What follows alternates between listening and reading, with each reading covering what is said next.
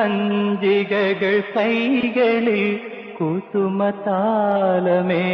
വരവേൽക്കും പഞ്ചലോകമണിമന്ദിരങ്ങളിൽ മൺവിളക്കുകൾ പൂക്കും ദേവസുന്ദരികൾ കൺകളിൽ പ്രണയദാഹമോടെ നടമാടും ചൈത്രപത്മദല മണ്ഡപങ്ങളിൽ രുദ്രവീണകൾ പാടും താനേ പാടും ചക്രവർത്തിനി നിനക്കു ഞാനെന്റെ ശില്പഗോപുരം തുറന്നു പുഷ്പപാദുകം പുറത്തു വയ്ക്കുമേ നഗ്നപാതയായി